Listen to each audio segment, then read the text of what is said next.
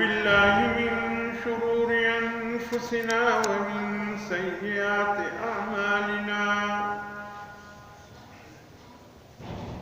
من يهده الله فلا مضل له ومن يضلله فلا هادي له ونشهد أن لا إله إلا الله وحده لا شريك له ونشهد أن سيدنا وسندنا وحبيبنا وشفيعنا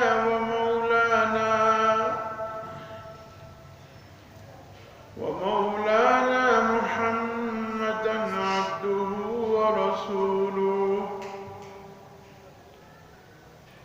أرسله بالحق بشيرا ونذيرا لتتميم مكارم الأخلاق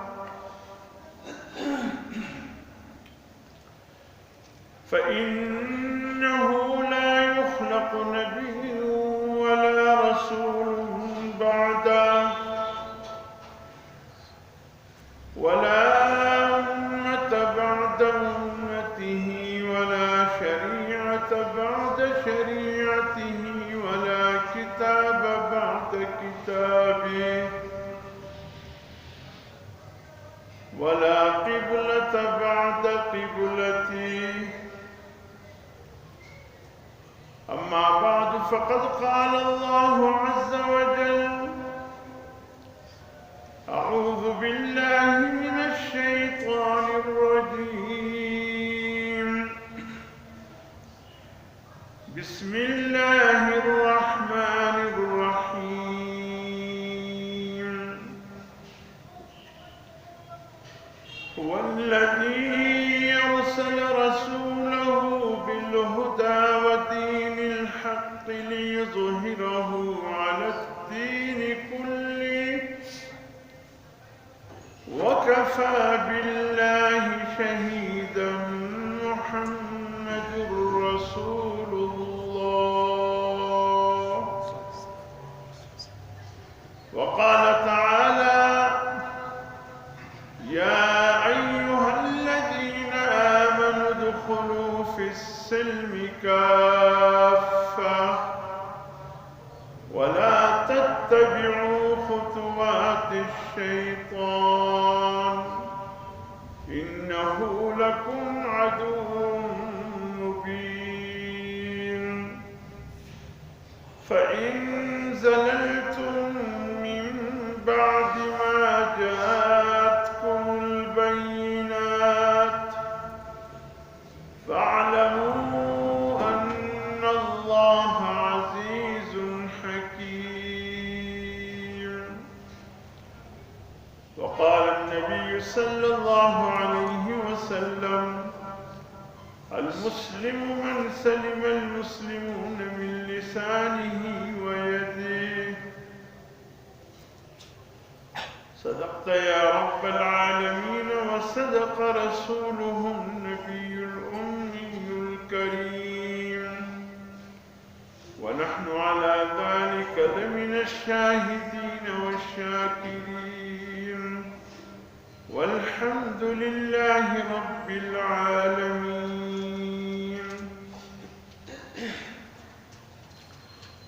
خدا در انتظار حمد مانیست محمد چشم بر راه ثنا نیست محمد حامد حمد خدا بس خدا صدا فرین در مدح مصطفی بس محمد است می خواهم خدا را خدایاست حب مصطفی را یا رب صل وسلم دائما ابدا على حبيبك خير الخلق كلهم هو الحبيب الذي ترجى شفاعته لكل حول من الأحوال مقتحم اللهم صل على سيدنا ونبينا ومولانا محمد وعلى آل سيدنا ونبينا ومولانا محمد وبارك وسلم عليه. واجب الاحترام دوستو، آپ حضرات کے سامنے قرآن حکیم کے چند ایک مقامات میں سے تلاوت کا شرف حاصل کیا. یہ آیت مبارکہ اول آیات میں تو پورے دین کے حوالے سے اللہ نے ذکر فرمایا کہ ہم نے اے دنیا بھر کے انسانوں تمہاری طرف ایک ایسا نبی رسول بنا کر بھیجا ہے کہ وہ جو کچھ لے کر تمہارے پاس آیا ہے وہ دین حق ہے. وہ سچا دین تمہارے پاس لے کر آیا ہے، سچے اللہ کے پسندیدہ احکامات لے کر تمہارے پاس آیا ہے. اور اس رسول کو بما اس دین حق کے بھیجنے کا مقصد یہ ہے لِيُظْهِرَهُ عَلَى الدِّينِ كُلِّهِ، تاکہ اللہ کا یہ دین پوری دنیا میں غالب ہو. میرے محترم دوستوں، کہنے کا مقصد یہ ہے کہ اللہ رب العزت کے اس فرمان کا خلاصہ یہ کہ انسانوں، خصوصاً اے مسلمانوں، تمہارے پاس اللہ کا جو دین موجود ہے وہ کامل ہے، مکمل ہے. اس میں نہ کسی چیز کی کمی کی کوئی گنجائش ہے اور نہ کسی چیز کی زیادتی کی گنجائش ہے. اگر اس دین میں کمی لاؤ گے تو بھی اللہ اور اس کے رسول کو ناراض کر بیٹھو گے، اگر زیادتی لاؤ گے تو بھی اللہ اور اس کے رسول کو ناراض کر بیٹھو گے. مثلا فجر کے فرض رکعتیں کتنی ہیں؟ صبح فرض بس 2 ہی کو پتہ ہے. جواب 2 ہی کا آیا ہے. اللہ رحم فرمائے. فجر کے 2 فرض ہیں. اب یہ 2 فرض اللہ اور اس کے رسول کی طرف سے حکم ہے. اگر کوئی 4 فرض پڑے گا، نہ صرف یہ کہ ثواب نہیں ملے گا بلکہ اللہ اور اس کے رسول کو ناراض کر بیٹھے گا. کوئی غلط کام تو نہیں کر رہے. 2 فرض کی بجائے فجر کی 4 فرض پڑھ رہا ہے، کوئی غلط کام کیا ہے. غلطی یہ ہے کہ اللہ اور اس کے رسول کے حکم کے مطابق نہیں. آج جمعۃ المبارک کا دن ہے تو آج ہم جمعے میں کتنے رکعتیں پڑھیں گے فرض کے؟ 2. عام دنوں میں ہم کتنے پڑھتے تھے؟ اس وقت 4 فرض. حکم خدا ہے ہفتے اتوار پیر منگل بدھ جمعرات کو ظہر کے وقت 4 فرض پڑھا کرو، کمی نہ آئے، 2 نہ بنا اس کو. اور جمعے کے دن اسی وقت جو عام دنوں میں تم 4 پڑھا کرتے تھے 2 پڑھو. یہ مت سوچو کہ عام دنوں میں ہم 4 پڑھتے تھے، آج جمعہ صحیح پڑھ سکتے ہوں، وقت ہے میرے پاس، چھٹی بھی ہے دکانوں کا، تو میں 2 کی بجائے 4 پڑھوں. تو کمی بھی اللہ اور اس کے رسول کی ناراضگی کا سبب ہے، زیادتی بھی اللہ اور اس کے رسول کی ناراضگی کا سبب ہے. جہاں حکم ہے 4 پڑھو 4 پڑھیں گے، جہاں حکم ہے 3 پڑھو 3 پڑھیں گے، جہاں حکم ہے 2 پڑھو 2 پڑھیں گے. 2 سے 4 کرے گا، نہ صرف یہ کہ اس کی نماز ادا نہیں ہوگی بلکہ اللہ کی ناراضگی مول لے گا. اور اگر 4 کی جگہ 2 پڑھے گا، نہ صرف یہ کہ اللہ اس کی عبادت کو قبول نہیں کرے گا بلکہ وہ اللہ کی ناراضگی کو مول لے گا. بس دین وہی ہے جو اللہ اور اس کے رسول ہمیں بتلایا، اور حضور صلی اللہ علیہ وسلم نے ایک ایک چیز پر عمل کر کے ہمیں دکھایا۔ اس میں نقصان بھی، دین میں نقصان کی باعث ہے، اس میں بڑھانے بھی دین میں نقصان کی باعث ہے۔ تو میرے محترم دوستو، اسی لیے اللہ رب العزت فرماتے ہیں یا ایھا الذین آمنوا ادخلوا فی السلم کافہ، اے ایمان والو دین میں داخل ہو جاؤ مکمل طور پر، ادھر ادھر تمہارے قدم کہیں نہ چلے جائیں۔ وَلَا تَتَّبِعُوا خُطُوَاتِ الشَّيْطَانِ، دیکھنا شیطان تمہیں بہکانے کی کوشش کرے گا، گمراہ کرنے کی کوشش کرے گا، ادھر ادھر لے جانے کی کوشش کرے گا، دین میں زیادتی لائے گا۔ کیا حرج ہے؟ زیادتی لائے گا، کیا حرج ہے؟ ٹھیک ہے، دین تو ہے بھئی، جو چیز اللہ نے نہیں بتلایا، اللہ کے رسول نے نہیں کیا اور تم کر رہے ہو، کیا اس سے بھی بڑا حرج تم تلاش کر رہے ہو؟ اللہ کے رسول نے نہیں کیا، ہم کر رہے ہیں، اس سے بھی بڑا حرج تم تلاش کر رہے ہو۔ حضرت عبداللہ بن سلام بنی اسرائیل کی بہت بڑے عالم تھے۔ جب حضور صلی اللہ علیہ وسلم مدینہ المنورہ تشریف لائے،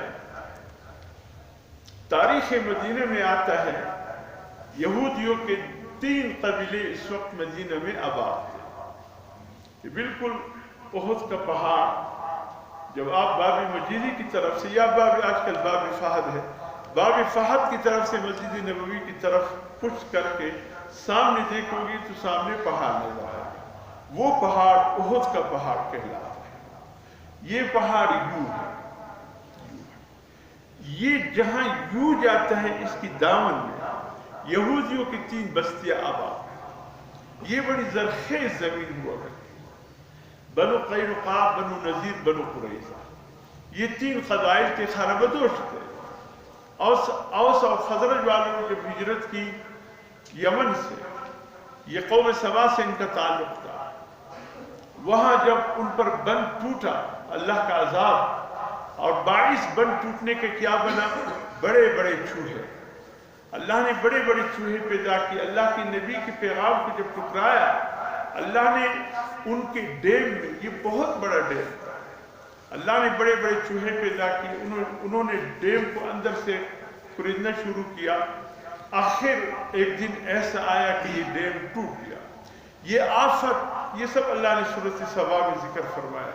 آفت پانی کی شکل بھی ان پر آئی، اللہ کا عذاب تھا، نہ صرف ان کی باغات تباہ ہو گئے بلکہ یہ خود بھی تباہ ہو گئے۔ 2 قبیلے کے چند افراد چلے گئے تھے تجارتی سفر پہ، ان کو وہاں پتہ چلا کہ ملک بھی تباہ ہے، قوم بھی تباہ ہو گئی، کچھ بھی نہیں بچا ہے، تو انہیں یہ سوچ کر کہ وہاں جا کر ہم کیا کریں، اس لیے انہوں نے کہا کسی اور مقام پر آباد ہوتے ہیں۔ اللہ کی شان، چلتے چلتے مدینہ جن، یثرب، کھجوروں کا جن تھا، یہاں آئے یہ 2 قبائل جو خانہ بدوش تھے، یہ آئے، انہوں نے مدینے کو دیکھا تو مدینے کی زمین ان کو پسند آ گئی، لیکن اس سے پہلے یہود بھی جو خانہ بدوش تھے، انہوں نے اپنی خانہ بدوشی ترک کر کے مدینے کو اپنا مسکن بنا لیا۔ ان کا خیال تھا جو نبی آخر زمان آئے گا، جن کی طرف انجیل میں لکھا ہے، تو یہاں کھجوروں کی کثرت ہے، ہو سکتا ہے وہ نبی آخر زمان یہاں آئے۔ سوچ تو صحیح تھا ان کا، اس لیے کہ انجیل اور تورات میں یوں ہی لکھا گیا تھا۔ جن تصور کر کے کہ یہ نبی جب آئے گا یہاں تنے تنہا ہوگا، ہم اس کے استقبال کے لیے ٹھہر جاتے ہیں۔ یہ 3 قبیلوں نے اپنا خانہ بدوشانہ زندگی ترک کر کے اس مقام پر آباد ہو گئی اور کھجوروں کی باغات کو مزید وسعت دی۔ اس کے بعد 2 قبیلے اور آ گئے، لیکن یہ عرب کے اہل قبائل تھے، ان کے یہودیوں سے کوئی تعلق نہیں تھا، یہ قوم سبا سے ان کا تعلق تھا۔ ایک قبیلہ اوس اور دوسرا قبیلہ خزرج، یہ آ گئے، انہوں نے یہ علاقہ دے کر پسند آ گیا، یہ احد کے سامنے والی زمین پر آباد ہو، لیکن یہودیوں نے ان کو کہا آباد تو ہو جاؤ، لیکن پانی میں ہمارے ساتھ حصہ دار نہیں بنو گے. پانی کی کمی تھی، کمزوری تھی. بس یہودیوں نے کہا ایسا نہ ہو کل تم ہم سے پانی پر شور کرنے لگو کہ ہم بھی حصہ دار ہیں، اپنی ضرورت کے لیتے رہو، حصہ دار نہ بنو. کاٹی یہ بھی آخر آباد ہو گئے. آئی دن دونوں کی لڑائیاں ہوتی تھی.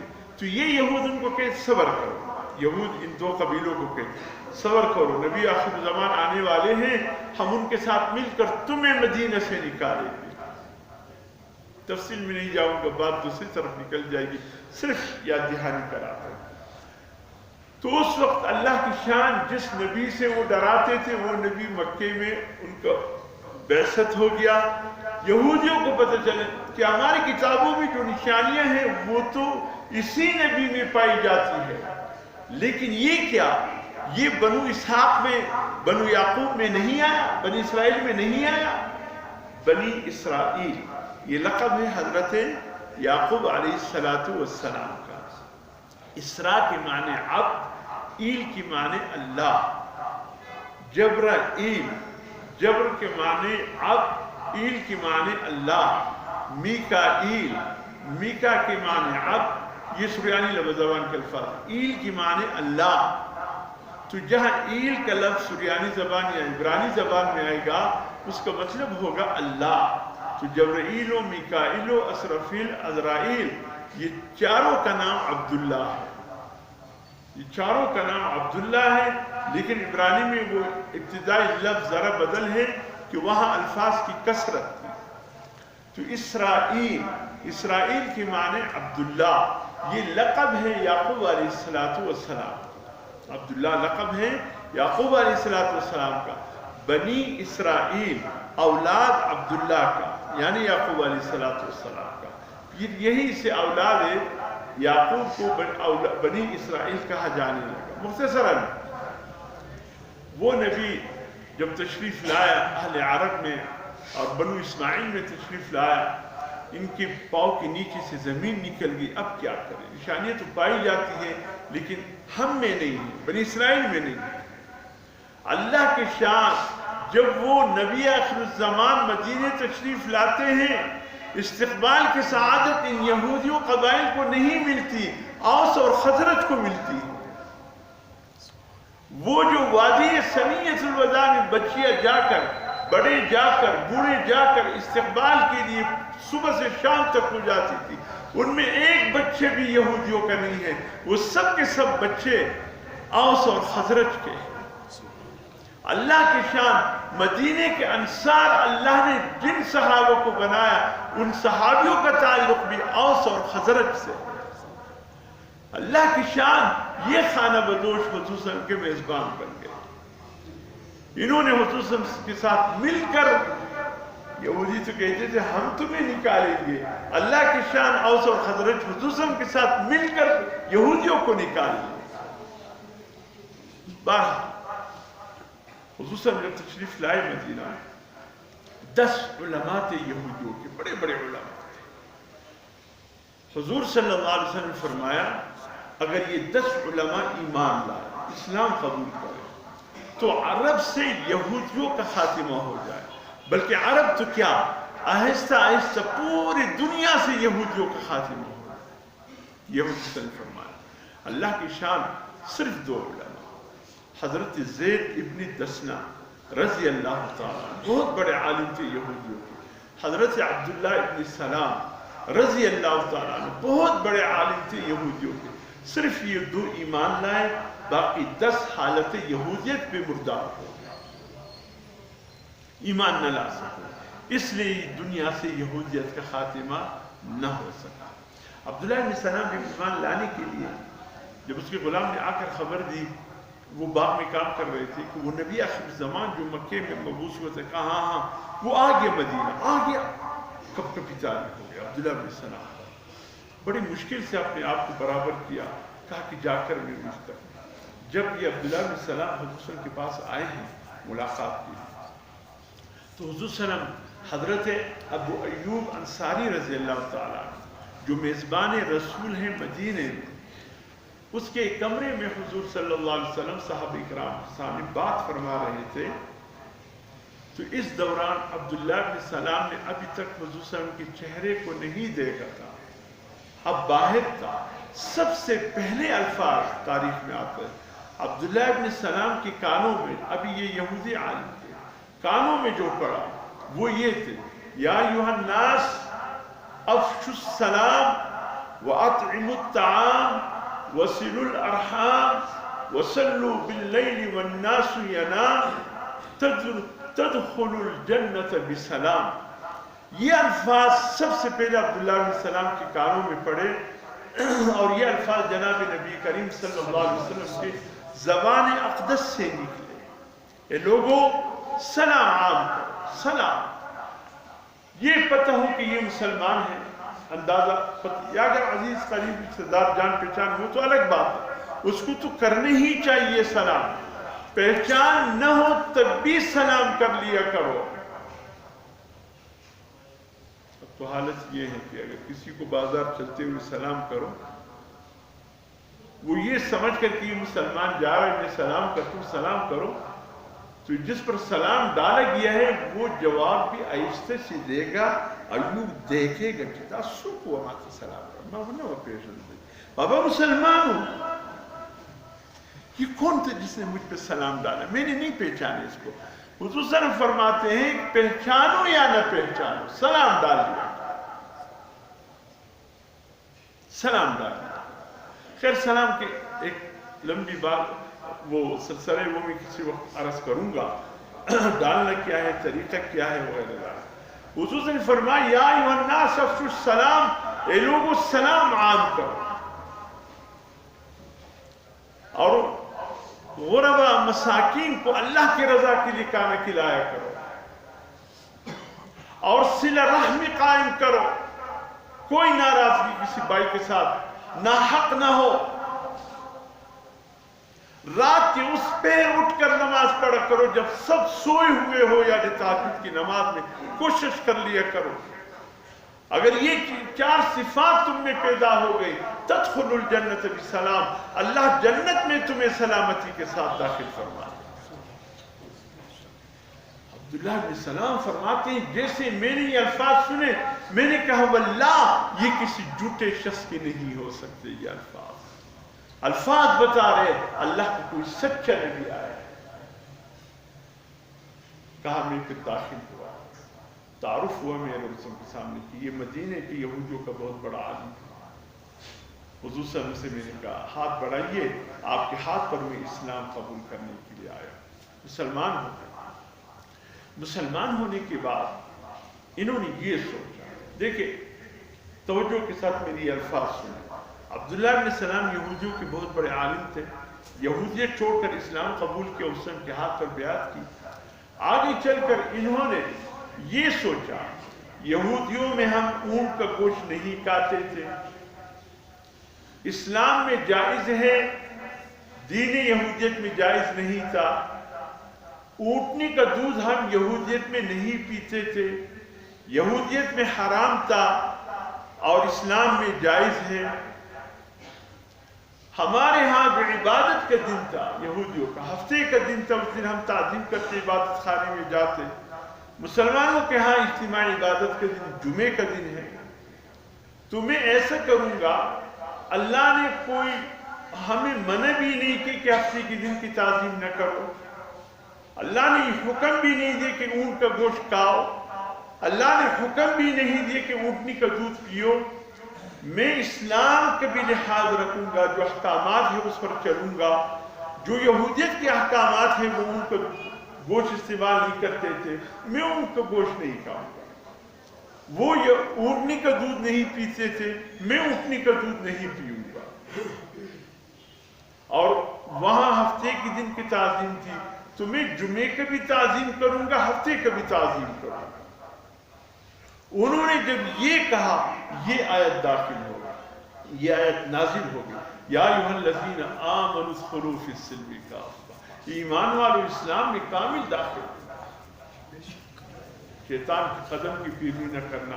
جب اسلام لایا اب یہ کیا کہ اونٹ کا گوشت نہیں کھاؤں گا، اونٹنی کا دودھ نہیں پیوں گا، ہفتے کے دن کی تعظیم کروں گا، کہ یہ یہودیت میں ایسے ہی تھا، قطعاً نہیں، اب وہاں جو کچھ ہے سب کچھ چھوڑ دو، فرض ہے یا سنت ہے یا واجب ہے یا مستحب ہے، بس کھا لیا کرو ان کا گوشت، اونٹنی کا دودھ پی لیا کرو، اور تعظیم صرف جمعے کا دن میں کیا کرو، یہ اجتماعی عبادت ہے۔ روک دیا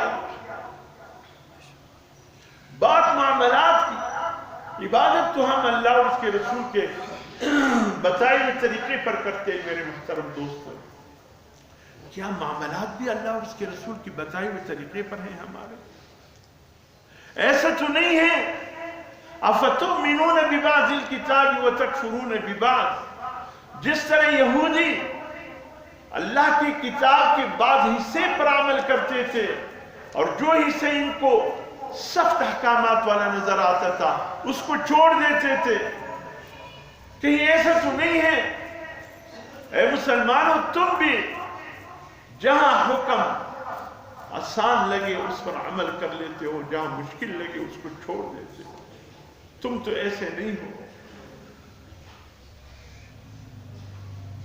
لیبل بدلنے سے کچھ نہیں ہوتا۔ اگر شراب کی بوتل پر زمزم کا لیبل لگا دو، کاغذ لگا دو، تو کیا حیت بدل جاتی ہے لیبل لگانے سے؟ ہے تو وہی شراب، آپ ہزاروں مرتبہ لیبل لگا لیں زمزم کا، وہ زمزم تو نہیں بنتا۔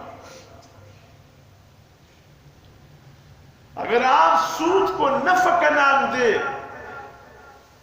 سود کو نفع کا نام دے، پیسے رکھے ہیں سیونگ اکاؤنٹ میں، سود پہ سود لے رہے ہو بینکوں سے، کہہ رہے ہو نہیں کہ میں سود تو نہیں کھاتا ہوں، میں تو نفع کھا رہا ہوں۔ ارے لیبل لگانے سے سود آپ کا تجارت بن سکتا ہے؟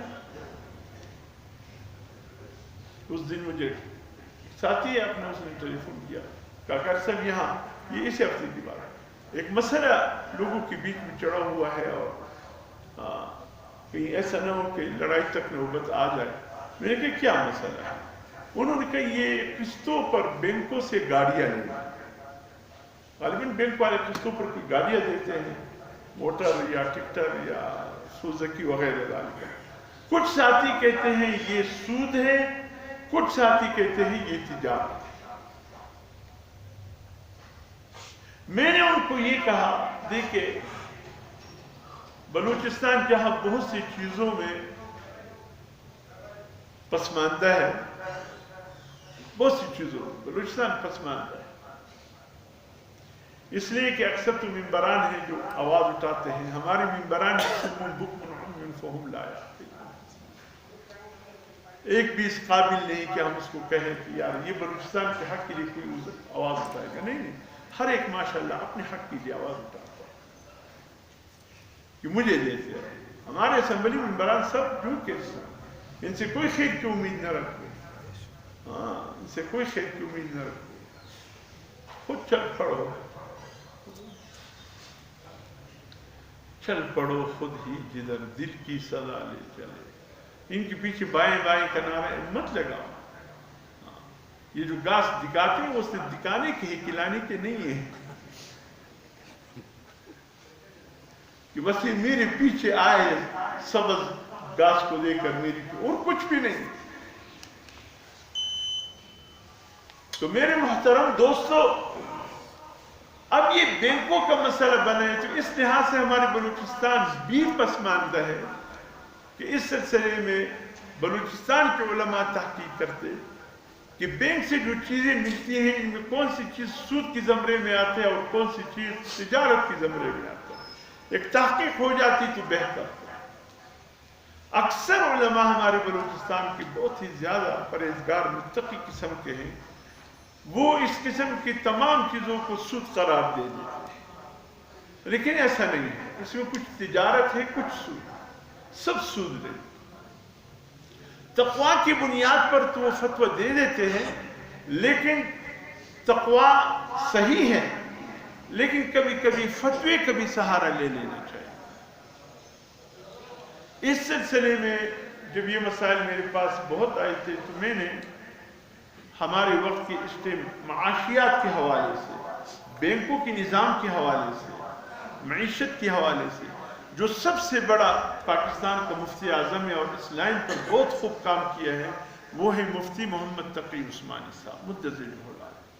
ان سے خود میں نے براہ راست گفتگو کی، میں نے کہا مفتی صاحب یہ مسائل آپ لوگوں کی طرف سے ایسے آ گئے کہ لوگوں کے لیے مسئلہ بن گیا۔ انہوں نے ایک 2 بینکوں کا نام لیا کہ ان 2 بینکوں کا سسٹم ہم نے بنا کر دیا، باقی بینکوں کا جو سسٹم ہے وہ سب سود ہی ہے۔ ان 2 بینکوں میں ان کے یعنی جو خاص ریڑھ کی ہڈی سمجھ لیجیے کابینہ، اس میں اکثر علماء ہے اور بڑے بڑے فقہاء و مفتیات۔ مثلا ایک بینک ہے میزان بینک، مفتی تقی عثمانی صاحب فرماتے ہیں اس کی سرپرستی میں خود کر رہا ہوں۔ اس میں جتنے نظام ہیں ہم نے اس کو تجارتی لیول پر لایا ہے، سود سے پاک کر چلے 100% نہ صحیح 99% کوشش کیا ہے، وہ 1% اسٹیٹ بینک سے جو تعلق ہے بس وہ اگر سمجھ لیجئے، باقی 99% انہوں نے کہا کہ ہم نے اس بینک کو سود سے پاک کیا۔ تو اگر کوئی اس بینک کے ذریعے گاڑی لیتا ہے، رکشہ لیتا ہے، سوزوکی لیتا ہے یا ٹک ٹک جو بھی لیتا ہے، تو اس کا حساب کتاب جو ہوگا وہ تجارت کی زمرے میں آئے گا، لے سکتے ہیں، وہ سود نہیں ہوگا۔ یا دیگر بینکوں سے جو لوگ لیں گے فتویٰ وہ بھی رکھتے ہیں لیکن وہ حقیقت کے قریب نہیں ہے، حقیقت سے بہت دور ہیں، ان کا نظام سب سود پر ہے، اس سے بچنے کی کوشش کی جائے۔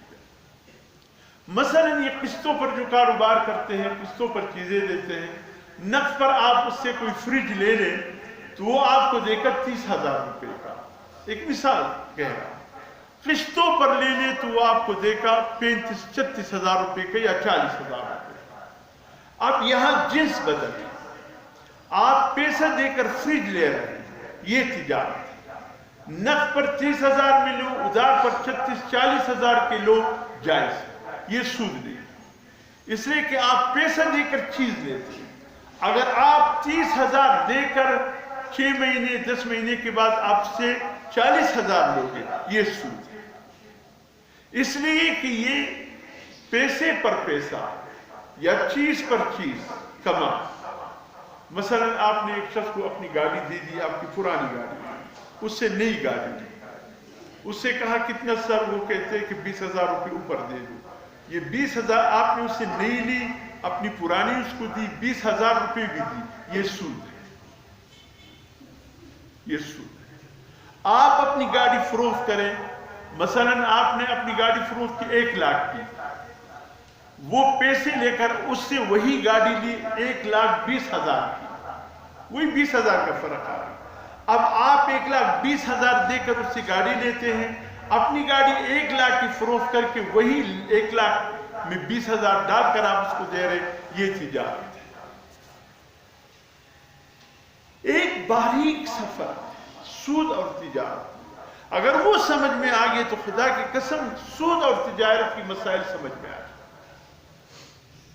باریک سفر، ہر معاملہ سود نہیں ہے، ہر معاملہ تجارت نہیں۔ اس لیے ان فقہاء سے جن پر آپ کو پورا بھروسہ ہے اور آپ کو یقین ہے ان کو ان مسائل پر عبور حاصل ہوگا، اس سے پوچھیے، انشاءاللہ آپ کی زندگی بہتر۔